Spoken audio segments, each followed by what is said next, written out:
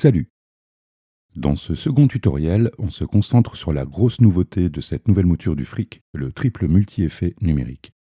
Le Mini Fric vient avec un triple moteur d'effets bien chargé et pour le plus important, ça sonne vraiment d'enfer. Voyons tout ceci en détail. Notons que les effets numériques interviennent en bout de chaîne, soit à la fin du signal audio, juste avant le master. Pour commencer, localisons la section Digital Effect sur notre synthétiseur.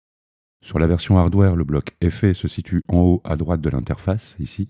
Sur le software, il est également situé en haut et à droite de l'interface. Cette section est composée de un bouton, 3 LED, 4 rotatifs dont un encodeur poussoir type sub. Le bouton ici nous permet de sélectionner le moteur à éditer parmi les 3. Sur le soft, il suffira de cliquer sur l'onglet désiré. Les LED nous indiquent donc quel multi est en cours d'édition. Quand l'une est éteinte, cela signifie donc que l'effet n'est pas sélectionné pour l'édition. Si une LED est allumée faiblement, cela veut dire que l'effet est allumé mais il est non sélectionné. Quand la LED est illuminée, alors l'effet est prêt à l'édition et allumé. Pour sélectionner un type d'effet, on utilisera le premier rotatif. Pour valider, on enfoncera cet encodeur. Certains effets viennent avec des sous-préréglages accessibles en enfonçant Shift et en tournant l'encodeur pour sélectionner le sous-type.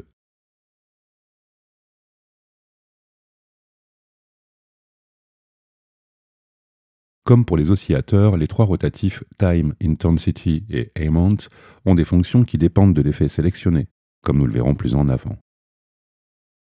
Voilà donc pour la description de cette section. Alors pour bien utiliser notre section d'effets, il est essentiel de comprendre le routing proposé ici, Insert et Send. Les 3 effets sont cascadés de FX1 vers FX2 vers FX3. Cependant, pour le délai et la réverbération, il existe 2 types de routing en insertion, soit Insert, ou en envoi-retour, soit Send. Pour changer le routing respectif du délai et ou de la reverb, il nous faut enfoncer Sound Edit et sélectionner FX. Ici, nous aurons donc la possibilité d'intervenir sur le routing de la reverb et du délai.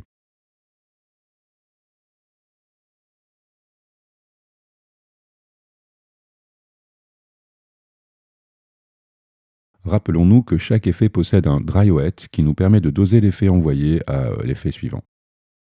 En mode Send, le routing des effets nous permet d'envoyer une portion spécifique du signal à chaque effet séparément, puis assembler en fond de chaîne.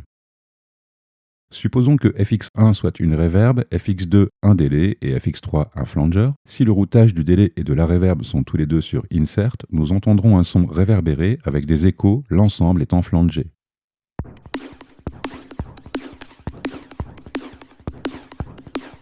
Cette méthode correspond à envoyer une pédale d'effet dans une autre pédale d'effet dans une autre pédale d'effet. Si nous changeons maintenant le routage du délai en Send, nous entendons le mix de 2 signaux distincts, la reverb dans le délai et la reverb dans le flanger.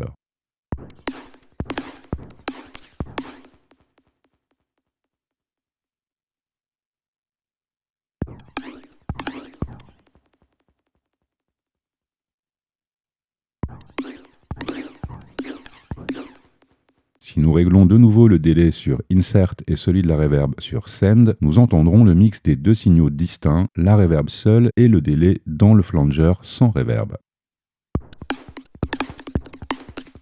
En passant les 2 sur Send, nous entendrons le mix des 3 signaux distincts, le son original à travers la reverb seul, le son original dans le délai seul et le son original dans le flanger seul.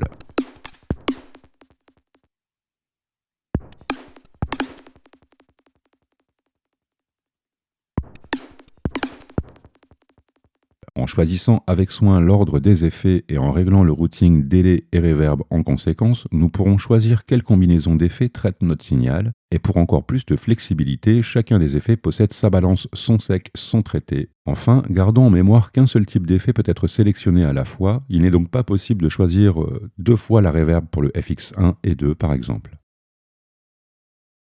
Les sous-types nous offrent des paramètres supplémentaires en plus des 3 paramètres en façade. Par exemple, le multicomp offre 5 paramètres supplémentaires: OPP, Bass Control, High Control, All Up et Sider.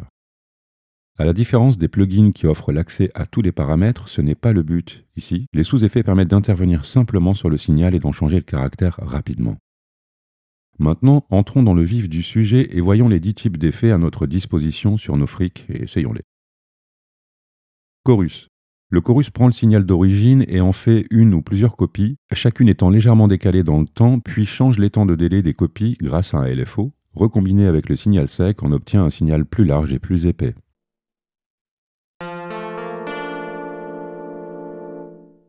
Rate change la vitesse à laquelle le LFO change le délai, plus lent pour un son plus riche, plus rapide pour une pulsation semblable à celle d'un vibrato. Depth gère l'intensité de l'effet. Dry-wet, c'est la balance entre le signal sec et le signal chorusé.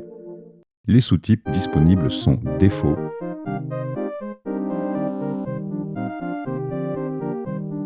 lush,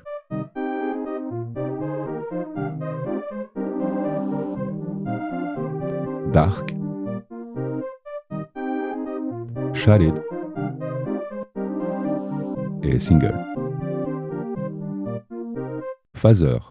Un phaser combine un signal avec des copies de celui-ci dont les phases sont décalées en utilisant une série de filtres all-pass. Un filtre passe-tout est un filtre qui passe toutes les fréquences de manière égale en gain, mais modifie la relation de phase entre les différentes fréquences. Cela produit des encoches de fréquences qui ont un caractère différent de ceux régulièrement espacés d'un flanger ou d'un chorus. Un LFO contrôle le comportement du filtre pour produire l'effet de balayage lent.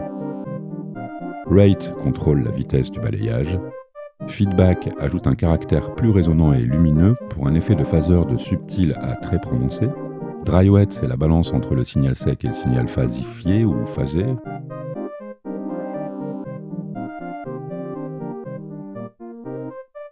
Les sous-types sont défaut, défaut sync, space, space sync,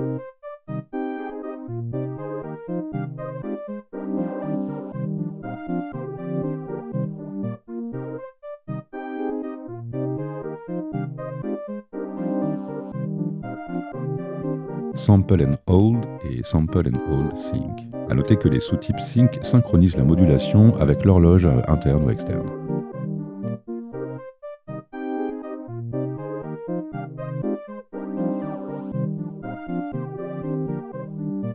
Flanger. Un flanger crée un effet intense de filtre en peigne. Cela fonctionne un petit peu comme un chorus, mais n'a généralement qu'un seul signal retardé à mélanger avec le signal sec, et son temps de retard est très court, seulement quelques millisecondes. Rate contrôle la vitesse du balayage, d'un changement très lent et majestueux à un quasi-vibrato. Feedback ajoute plus de résonance et de contenu haute fréquence. Des réglages élevés produisent un effet intense. Dry-wet, c'est la balance entre le signal sec et le signal flangé.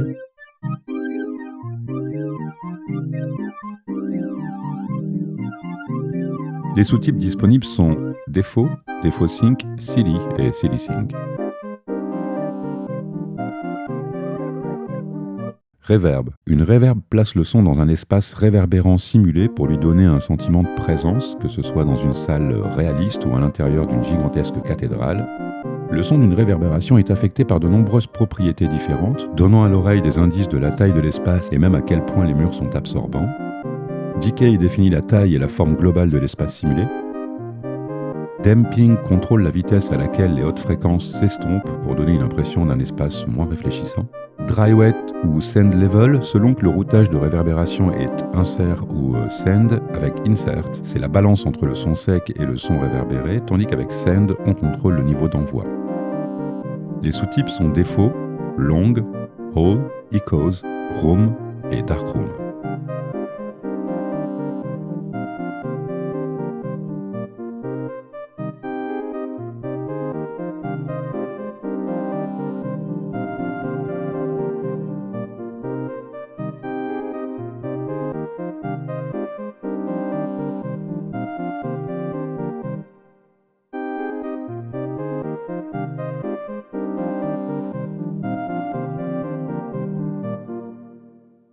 Délai.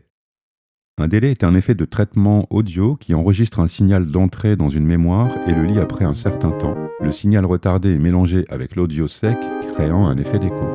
Time définit la synchronisation entre les répétitions, soit en millisecondes, soit en subdivision d'une mesure, selon le type.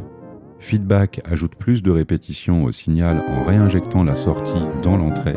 Feedback à 100% produit des répétitions qui prennent plusieurs minutes pour s'estomper. Le BCA 0% produit un seul écho qui, à des délais plus courts, évoque le slapback, l'effet Elvis Presley. Dry wet ou send level varie selon que le routage de réverbération est en insert ou en send. Avec insert, il définit le mélange son sec, son traité, tandis qu'avec send, il contrôle le niveau d'envoi. Les sous-types sont digital,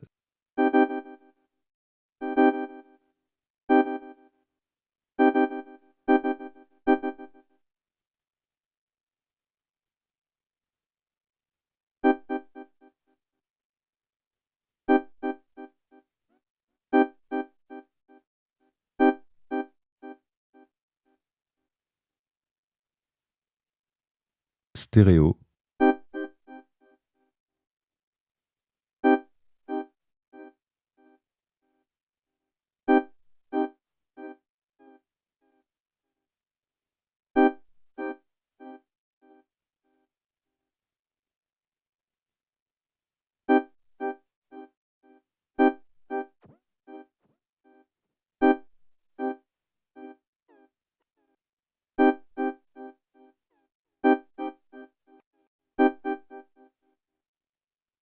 ping-pong,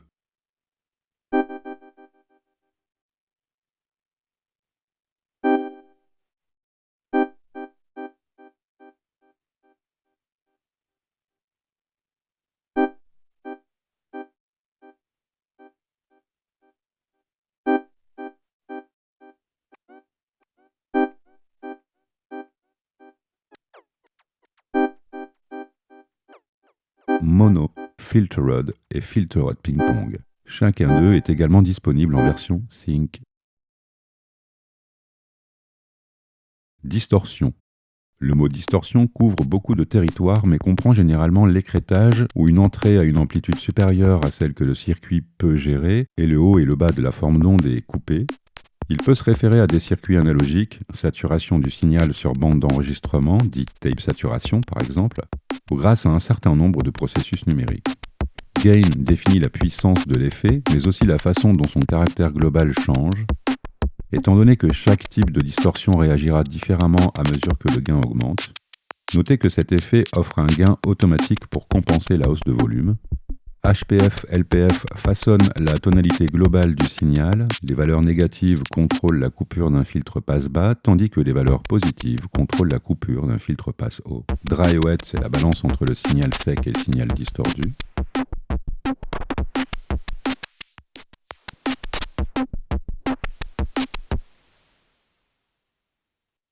Les sous-types sont classiques, soft clip, germanium, dual fold,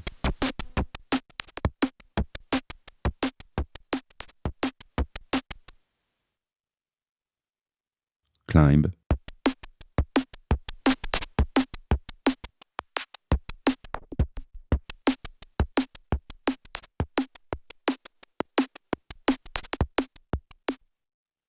et tape.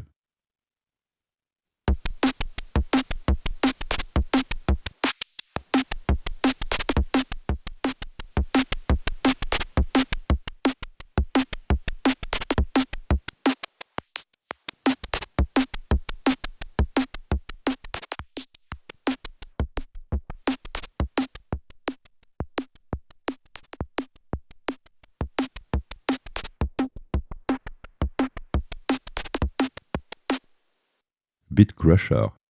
Un réducteur de bits réduit la résolution d'un signal numérique.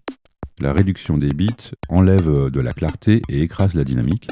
Cet effet comprend également un décimateur qui détruit davantage le son en supprimant un très grand nombre d'échantillons. Decimate définit le degré de décimation du signal. Bit death définit la résolution du signal. Dry wet, c'est la balance entre le signal sec et le signal traité. Et il n'y a pas de sous-type ici.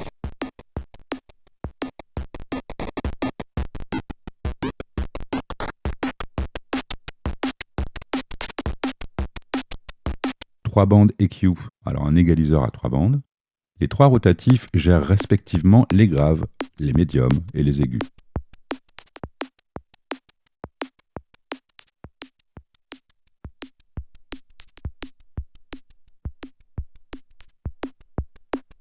Les sous-types sont défaut, wide, mid et 1K ou 1K.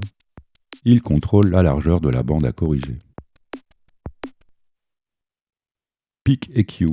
Cet égaliseur diffère de l'égaliseur à 3 bandes en ce sens qu'il ne fournit des commandes que pour une seule bande d'égalisation, mais inclut 3 paramètres courants, fréquence, gain et largeur.